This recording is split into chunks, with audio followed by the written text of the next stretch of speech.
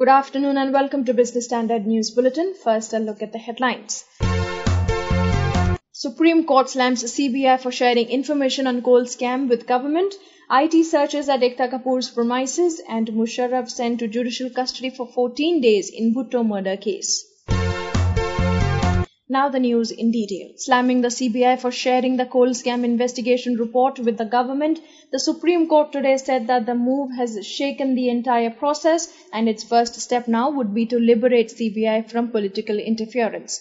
CBI's independent position must be restored, said the Apex Court, while instructing that there is no need for the CBI to take instructions from political masters.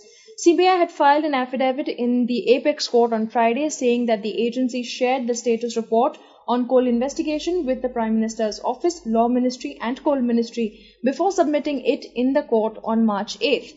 CBI Director Ranjit Sinha had told the Apex Court that the report was shared with the Law Minister Ashwani Kumar as desired by him, along with Joint Secretary level officers of the PMO. Income tax officials today conducted searches at Balaji Telefilms facilities and the residence of its promoters, producer Ekta Kapoor and her actor father Jitendra, for suspected tax evasion. Officials from the department swooped down on 7 locations across the city, including the yesteryear star and his daughter's residence in suburban Juhu, as part of the searches, which began at 7 hours, IT sources said. Balaji Telefilms' office and studio are also among the 7 premises where searches are being conducted, they added.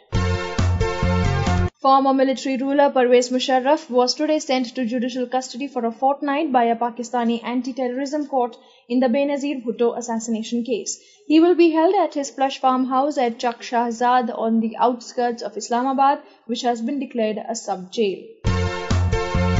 That is all in the news for now. Thank you and join us again for the evening news bulletins.